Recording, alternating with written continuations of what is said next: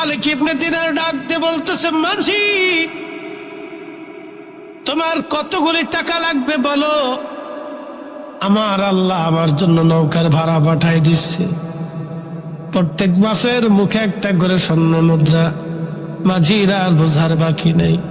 মাঝি ডাক দেখায়েন, হুজুর চিনতে পারি নাই, আপনারে ভুল হয়ে গেছে। আপনি যমুনার মজ্জু বলি, আপনি যমুনার মজ্জু বলি বুঝতে পারি নাই, ক্ষমা করে দেন।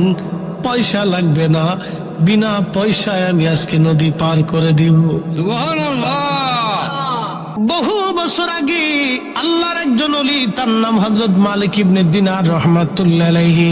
উনি যাচ্ছিলেন নদী পার হয়ে, নৌকাতে চড়ছেন, মাঝি নদী পার করবে। নদীর মাঝখানে যাওয়ার পরে মাঝি ডাক দিয়ে বলল, মালিক এবার তুমি পয়সা করে দাও, নৌকার ভাড়া দাও। মালিক ইবনে দিনার ডাক দিয়ে বলতেছে, মাঝি নদী পার হবার নৌকার পয়সা তো আমার কাছে নাই। উনি মাজ্জুব ছিলেন, আল্লাহওয়ালা। মালিক ইবনে দিনার ডাক দিয়ে বলে, মাঝি পয়সা দেব কোথা থেকে, আমি তো দিনহীন মুসাফির, কোনো পয়সা করি আমার নাই। মাঝি ডাক দিয়ে বলল, মালিক পয়সা যদি না দিতে পারো তাহলে ঘাড় ধাক্কা দিয়ে নদীর মধ্যে আস্তরে ফেলে দিব। বেটা পয়সা ছাড়া কেন আইসো?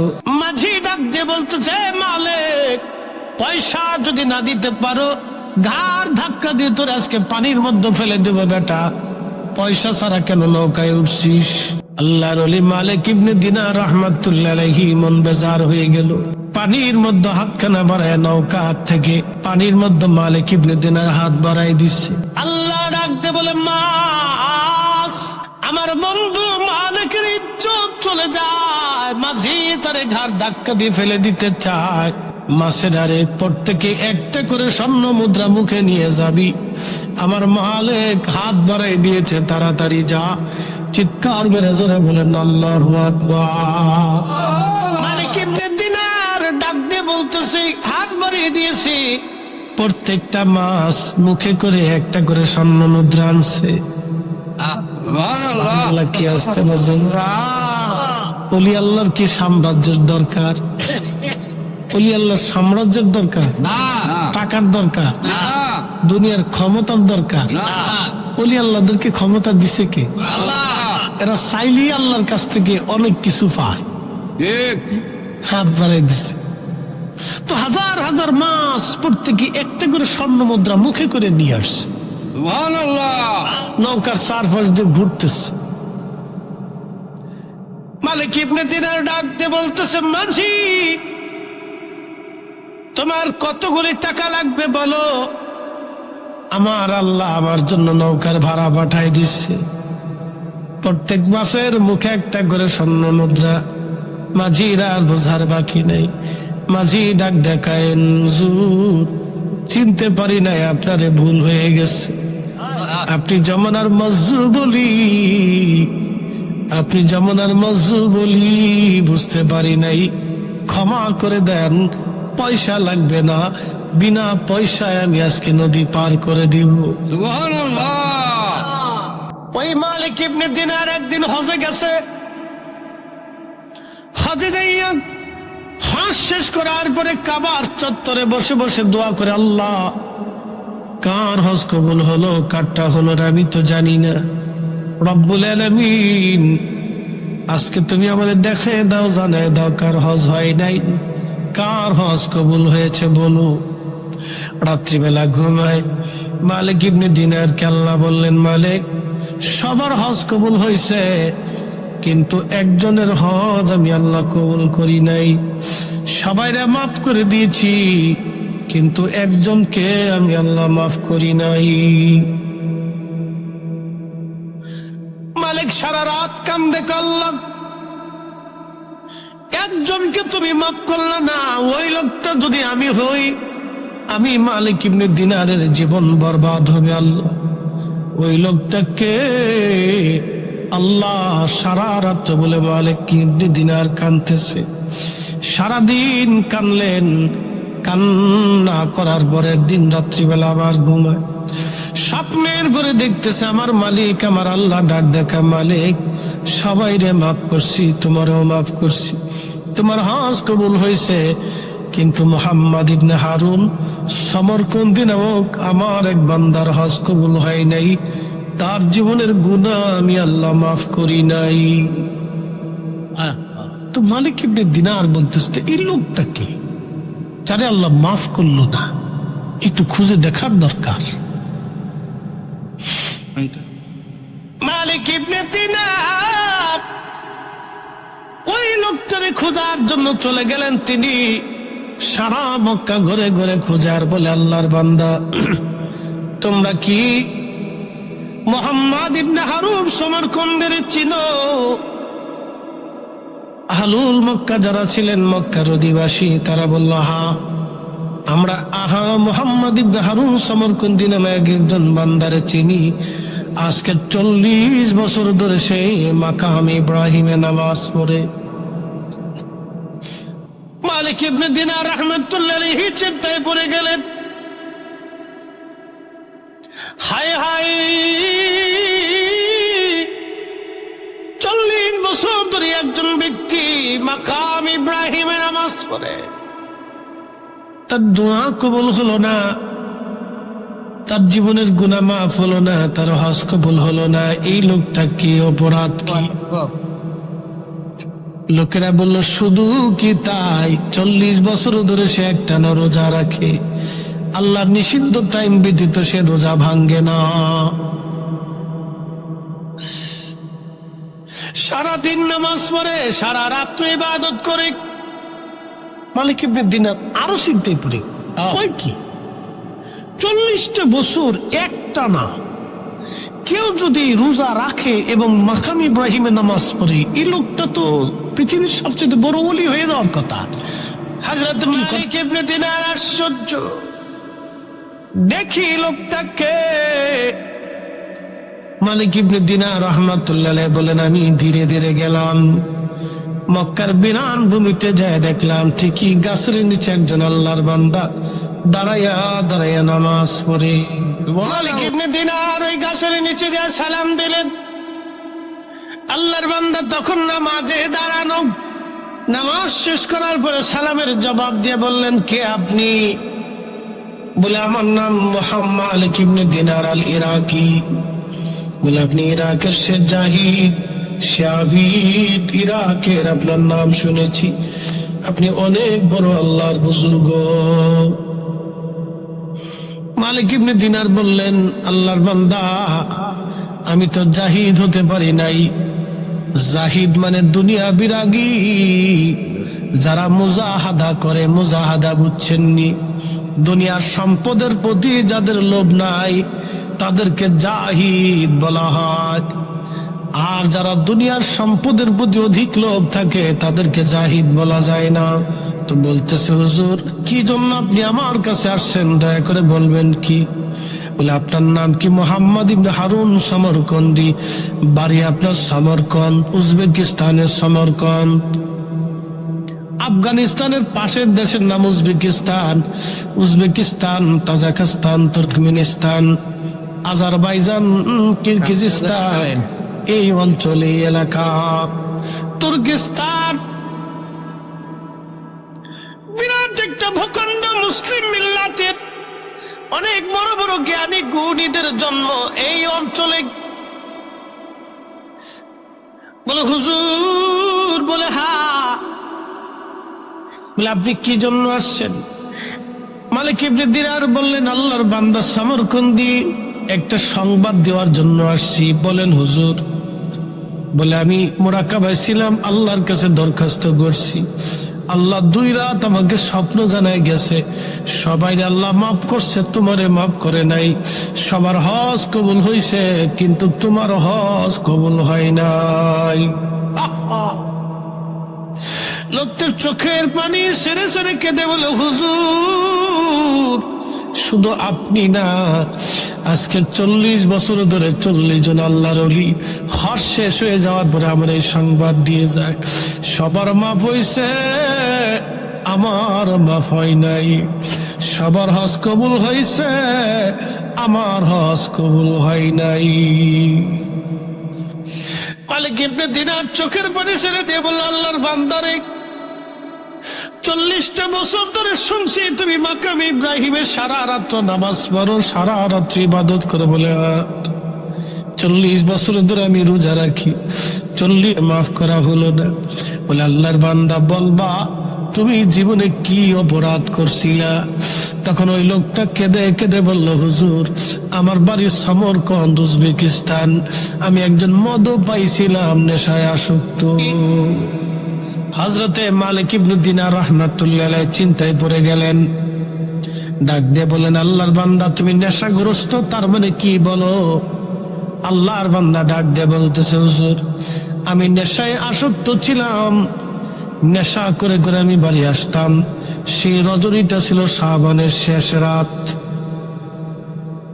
নেশা করে বাড়ি আসছি, বাড়ি আসার পরে আমার মা আমার হাতটা ধরে বললেন, বেটা রমজান চলে আসতেছে, আজকে শাবানের শেষ রাত, কালকে থেকে রমজান আসবে। বাবারে কত মানুষ রমজানের জন্য প্রস্তুতি নেয়, আর তুই কিনা মদ পান করে নেশা করে আমার ঘরে আসিস। কত মানুষ মরে যায়, তুই কি মরতে পারিস না? মা আমাকে বকাবকি করতে লাগলো। হুজুর মা যখন বকাবকি করতে লাগলো, আমার মেজাজ খারাপ হয়ে গেল। ওই অবস্থায় আমি মাকে মারতে লাগলাম। হুজুর আমি মাকে বারবার আমি আঘাত করতে লাগলাম। মা আমাকে আরো বকাবকি করতে লাগলো। আমি রাগ করে মাকে জাপটে ধরে আমি মাকে নিয়ে আগুনের মধ্যে ফেলে দিলাম। হুজুর সেদিন নেশায় আসক্ত হয়ে আমি আমার জীবনকে ধ্বংস করেছি। আমার স্ত্রী আমাকে ধাক্কা দিয়ে দিয়ে ঘরের মধ্যে নিয়ে ঘরের দরজা তালা মেরে দিলেন। সারা রাত পার হয়ে গেল। সকালবেলা স্ত্রীকে ডাক দিলাম, আমার নেশার ঘোর কেটে গেল। বিবিকে বললাম, বিবি দরজা তালা মারা কেন, দরজা লাগানো কেন? আমার স্ত্রী আমাকে বলল, স্বামী আমার তোমার সঙ্গে আর আমি সংসার করব না, আমি চলে যাব। তুমি অনেক বড় সর্বনাশ করে ফেলছো, এমন ব্যক্তির সঙ্গে আর সংসার করা সম্ভব না। আমি বললাম, কি হয়েছে বলো? বললো, কালকে নেশে আসক্ত হয়ে তুমি আমার মাকে, তুমি তোমার মাকে আগুনের মধ্যে উনুনের মধ্যে ফেলে পুড়িয়ে মেরে ফেলে দিয়েছো। হুজুর বিশ্বাস করেন আমি পাগল পাড়া হয়ে গেলাম। ঘর থেকে বের হয়ে দরজা ভেঙ্গে আমি বের হইয়া উনুনের পাশে যায় দেখলাম মা চুলার মধ্যে আগুনে পুড়ে কয়লা হয়ে গেছে। মা দুনিয়ায় নাই। ওই অবস্থা দেখে আমি পাগল পাড়া হয়ে গেলাম।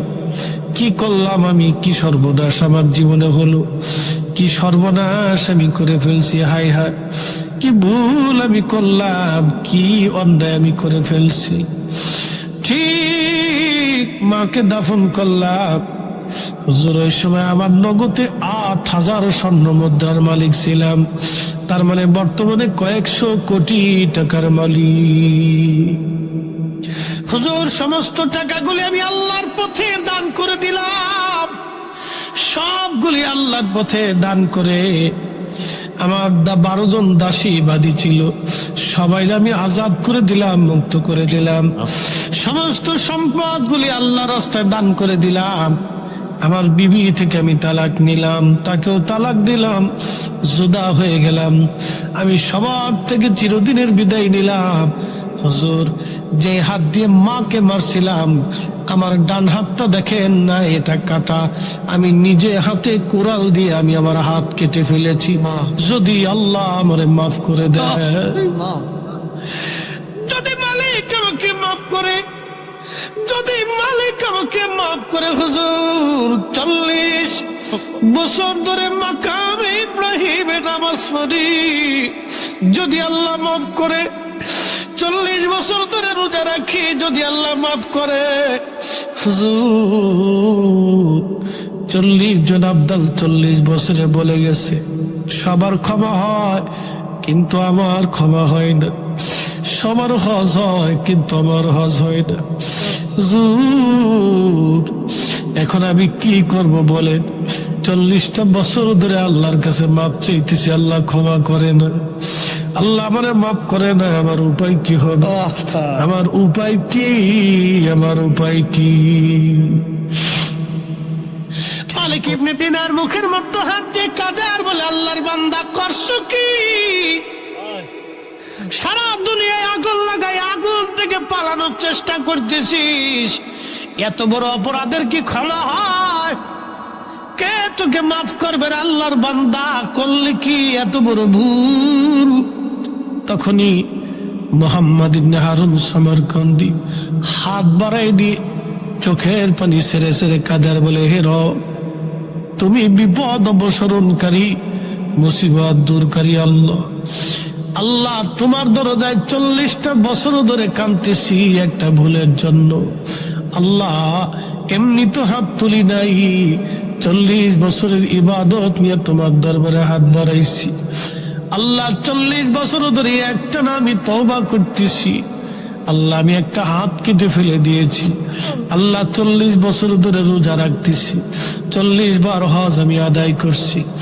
বান্দারে যদি মাফ না করো, বান্দা কার দরজায় হাত বাড়াবে? তুমি ছাড়া আর তো কোনো মালিক নাই। বিনয়ী বিনয়ী এইভাবে কাঁদতেছে। সমরকন্দি কাঁদে বলে, রব্বুল আলামিন, তোমার দরজা থেকে যদি তুমি ফিরাও, আমি কার দরজায় হাত বাড়াবো? আল্লাহ। মালিক ইবনে দিনার চলে গেলেন বাড়ি, খুদার হুজরাতে মুসাফির খানায়। রাত্রিবেলা ঘুমে স্বপ্নে আল্লাহ নবীজি তশরিফ আনছে।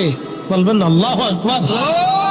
আল্লাহর নবী সামনে এসে বলতেছে, মালিক, আল্লাহর রহমত থেকে বান্দাকে জুদা করতে তোমাকে কে হুকুম দিল? তাড়াতাড়ি যাও, মুহাম্মদ ইবনে হারুন সমরকন্দের যায় বলো, আল্লাহ তার জীবনের গুনাহ মাফ করে দিয়েছে। একসাথে জোরে বলেন আল্লাহু আকবার।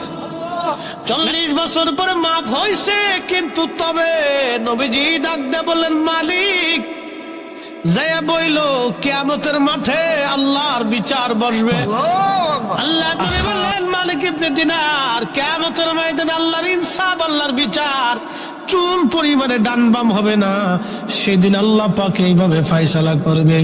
সেই দিন মুহাম্মদ ইবনে হারুন সমরকন্দির মা তার বিরুদ্ধে মামলা করবে। মামলায় মুহাম্মদ ইবনে হারুন সমরকন্দি পরাজিত হবে, তার মায়ের পক্ষে রায় হবে, সন্তানের বিরুদ্ধে আল্লাহ পাক বিচার করবে। সেই দিন দুনিয়ার 3 দিনের সমান 72 ঘন্টা, দুনিয়ার 3 দিনের সমান 72 ঘন্টা মুহাম্মদ ইবনে হারুন সমরকন্দির জাহান্নামের আগুনে আল্লাহ পুরাইবে। জাহান্নামের আগুনে আল্লাহ পুরাবে, সার আল্লাহ দেবে না।